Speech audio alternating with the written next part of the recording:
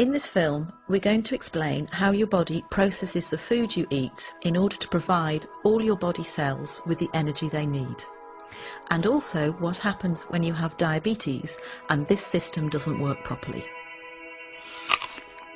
When you eat food that contains carbohydrate, it's broken down in the stomach and digestive system into glucose, which is a type of sugar. We need glucose from food because that's what gives us energy. Carbohydrate-containing foods are things like starchy foods, sugary foods, milk and some dairy products, and fruit. This glucose then moves into the bloodstream, and the body detects that the blood glucose level is rising. In response to that, the pancreas, which is a little gland that sits just underneath the stomach, starts to release a hormone called insulin. And it's insulin that helps our body get the energy from the food we eat. The bloodstream then takes the glucose and the insulin to every cell in our body that needs it. To make this easier to understand, let's look at muscle cells. At the muscle cells, it's insulin that allows the glucose to get into the cells where it can be used for energy. It's a bit like insulin is a key unlocking the door to the cells so the glucose can get in. That way, the blood glucose level starts to drop. But the blood glucose level can be topped up at any point by the liver releasing extra glucose that it has stored. The blood glucose rises again, and again the pancreas produces more insulin to move with that glucose through the bloodstream to the muscle cells, open the doors and let the glucose in. The body functions best with the blood glucose at an optimum level. It doesn't like it if the blood glucose rises too high. Normally there's a cycle within the body which balances out the glucose and the insulin level, and this is achieved by the food you eat, the pancreas and the liver. However, in some people the system doesn't work properly and they develop diabetes. There are two main types of diabetes, type 1 and type 2. In type 1 diabetes, the body isn't making any insulin at all. This is because of an autoimmune response whereby the body has destroyed the insulin-producing cells in the pancreas. We don't entirely know why that happens in some people and not in others. Type 1 diabetes accounts for about 15% of all cases. It's most often found in the under 40s, and it's by far the most common type of diabetes found in childhood. In type 1 diabetes, the carbohydrate-containing food is broken down into glucose as normal. That glucose then moves into the bloodstream. Normally, the body would produce insulin to let that glucose into the cells, but in type 1 diabetes, there is no insulin being produced, so the glucose can't get into the body cells at all. So the level of glucose in the blood rises and rises. The body tries to lower the level of glucose, it tries to get rid of the glucose through the kidneys. That's why people who have undiagnosed type 1 diabetes tend to go to the toilet a lot to pass urine.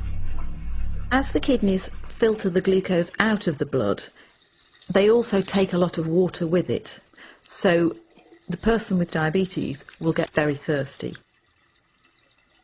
The urine contains a lot of glucose, and that creates an environment where it's quite easy for bacteria to thrive, so it's also quite common to get thrush or genital itching.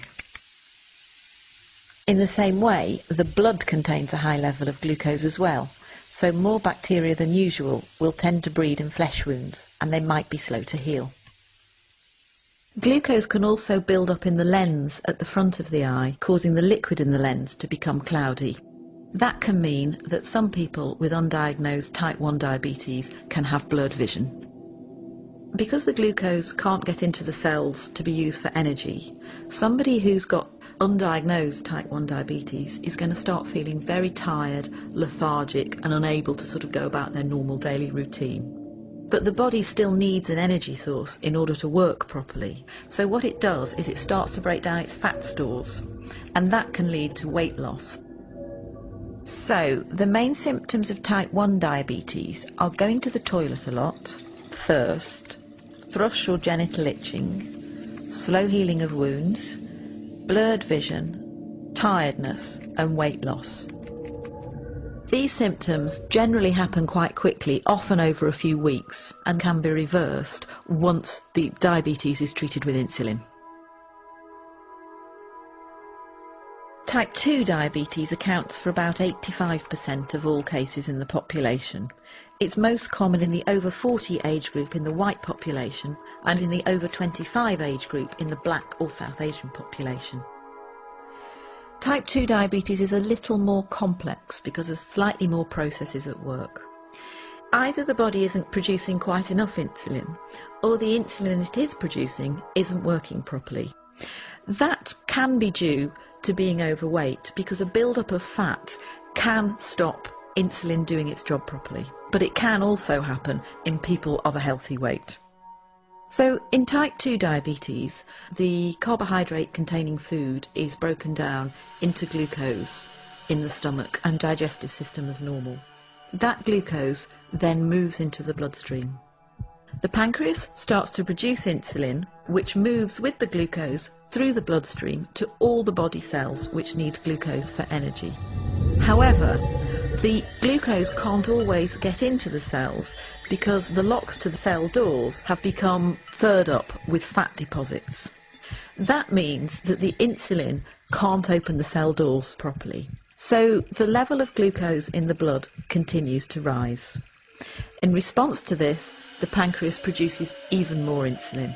So the blood glucose levels continue to rise and the insulin levels continue to rise. This situation is further complicated by the cells, who are desperate for energy, sending out emergency signals to the liver to release stored glucose. The blood glucose level goes up and up, and the pancreas produces more and more insulin until it can't cope anymore and eventually it wears out. As with type 1 diabetes, the symptoms of type 2 diabetes are going to the toilet a lot, thirst, thrush or genital itching, slow healing of wounds, blurred vision, tiredness and weight loss in some people. The symptoms for type 2 diabetes come along very slowly, and some people don't have any symptoms at all. So for that reason, people can live with type 2 diabetes for up to 10 years before they realise that they have it. Type 2 diabetes can be treated in a number of different ways. Initially, it may be sufficient to make changes to the food you're eating and to take extra physical activity or lose any weight that may be appropriate. But type 2 diabetes is a progressive condition and most people will need some form of medication to treat it.